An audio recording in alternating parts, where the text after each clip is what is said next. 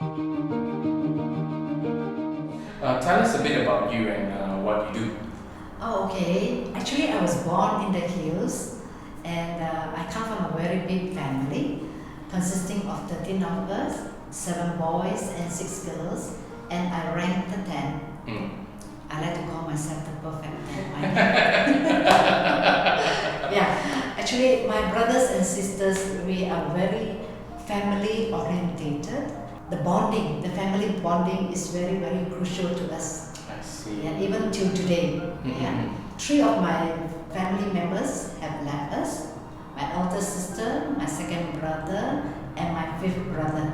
Though they are still not around, but we are very in touch with their family members. Let us talk more about your book. What are the resounding themes in this book, and what is the gist of the story that you would like to share with everyone?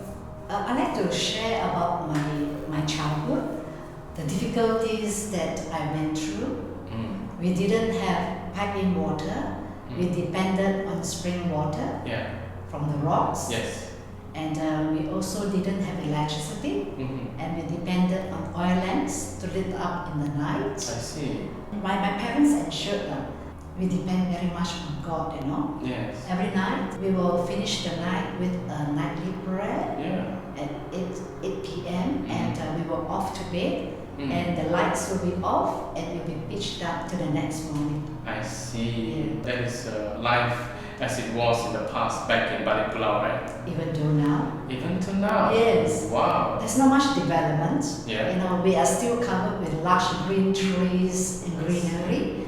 And it's very refreshing up in the hills. A few years ago, you had brought me to Balik Pulau, and I did not know it was your hometown until you gave me this book. So, what was it like growing up there during those years? In your book, you would have actually written a few narrow escapes from death, you know. So, tell us about it. Yeah, we have to collect wood, you know, or we have to do planting in the estate. Yes. So, as from very young, we need to follow our parents into the woods. One day, I actually fell off the cliff.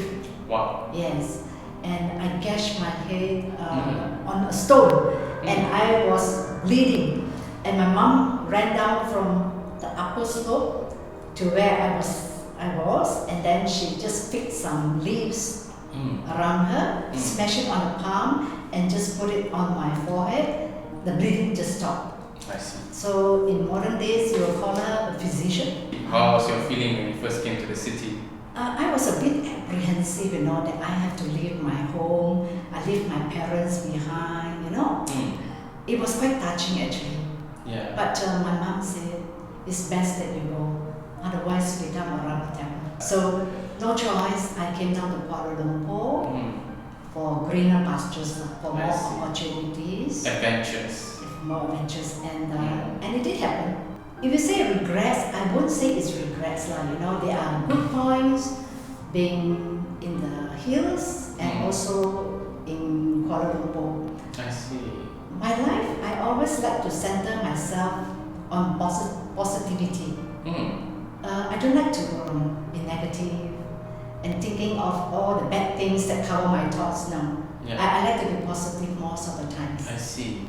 How did you end up in the city? You have you written in your book here that you started your journey as an entrepreneur. No, I didn't start as an entrepreneur. I started with a career. I see. Yeah, I started off as a proofreader, and then I worked my way up to become an executive secretary. Okay. With part-time studies on management and Yes. secretarial studies. And I ended up as an executive secretary with a French company. Wow. They were involved with the building of the North-South Highway. Wow, that's amazing. So you were involved in the building of the North-South Highway as well? On the administrative side. I see. Yeah. I see. I was a secretary to my French boss. He's very meticulous, and I did actually learn a lot from him. How did you progress in life, your personal life, your marriage, and the other stages that followed? I married at the age of just past 21. Wow. Which my family thinks that I'm too young to get married. But anyway, I tied the knot. Everybody's young once. Yeah, that's right. And we have been blessed with 3 wonderful boys. But along the way, 30 years later, our marriage didn't work out. And I went through very difficult times, but somehow I survived with proper counseling. You write here that you are very much involved in your philanthropic work, and actually doing some missions which encompass Malaysia and other places. Yes, actually, I first started my mission now, not in Kuala Lumpur, but in Nepal. Nice. Why in Nepal? Because in 2015, a priest from Nepal was studying at the Health Institute on psychology. So upon his completion, he went back. But before going back, he told me, Christy, we are in need of funds to educate the children there.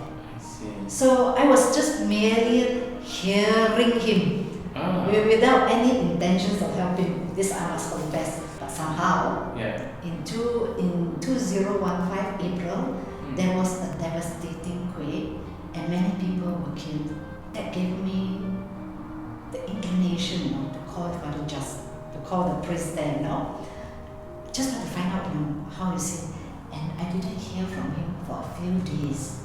Finally, after 2 days or 3 days, he finally called me. Oh, I said, wow, thank God. I said, you're alright. I was so happy to hear from him, Then immediately I remember what he told me, what they need. So I gathered a few friends, collect some funds. We managed to collect quite a substantial amount, and we quickly transfer it over to them so that they can actually use in their difficulties. So they are progressing well and we are very happy. And father, being a farmer's son, is actually encouraging the people to use the church land for planting. I see. Which is a project now. Definitely this is one of the key philanthropic works that we are doing now, yes? A little. I see. With this COVID-19 pandemic, there have been a lot of statistics showing that divorces and relationship breakups have increased by a lot. You are going through something similar yourself. What's the advice that you can share with those of us out there who are undergoing a similar pain like yours? I presume we will need a lot of patience, resilience. Things are very difficult. It's easier said than done, but we have to try with our utmost to make the best out of it. Why Life is Like a River? Why the title of this book? Okay, why I chose this one? Because it's actually my environment in my hometown itself. It's a very rocky area, so you have to be very careful walking down the river, Once you come down to the flat, then that's where the vegetation will grow. It will bloom, and also at the back, a tree comes from a seed, a very small seed, but it can grow up into a huge tree whereby it can give shade. The birds can gather there. We also can take shelter, under the tree during a hot day. So this is Christy Loh with her autobiography, Life is Like a River. You can find it at Facebook Marketplace. We will drop you a link. Thank you very much, Christy, for coming for this interview. I hope that this book finds heart in a lot of audiences in Malaysia. Thank you.